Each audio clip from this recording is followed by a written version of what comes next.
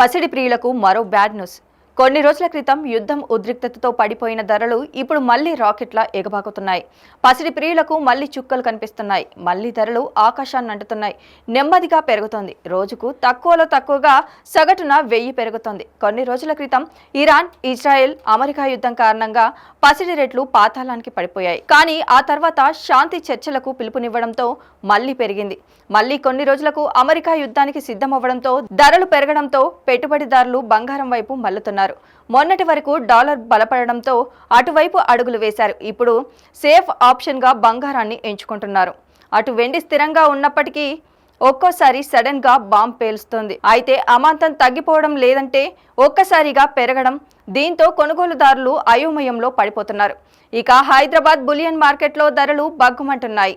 24 క్యారెట్ల 10 గ్రాముల పసిడి 1970 రూపాయలు పెరిగి 1,51,480కి చేరింది. అలాగే 22 క్యారెట్ల 10 గ్రాముల గోల్డ్ రేటు 1800 ఎగబాకి 1,38,850 పలుకుతోంది.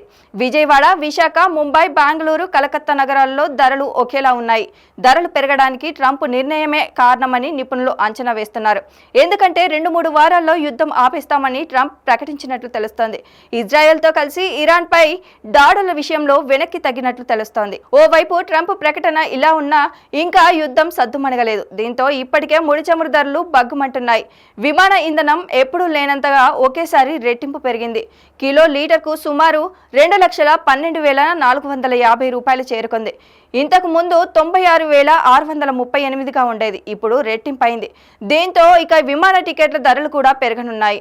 అటు పెట్రోల్ ధరలు, గ్యాస్ రేట్లు పెరగడంతో సామాన్యుల జేబులకు చిల్లులు తప్పేలా లేదు. ఓవైపు యుద్ధ భయం, మరోవైపు ద్రవ్యోల్బణం దెబ్బకు ఆర్థిక వ్యవస్థ సంక్షోభంలోకి వెళ్లే అవకాశాలు కనిపిస్తున్నాయి. ఈ వీడియో కనుక మీకు నచ్చినట్లయితే లైక్ చేయండి, షేర్ చేయండి. మరిన్ని అప్డేట్స్ కోసం మా ఛానల్ని సబ్స్క్రైబ్ చేసుకోండి.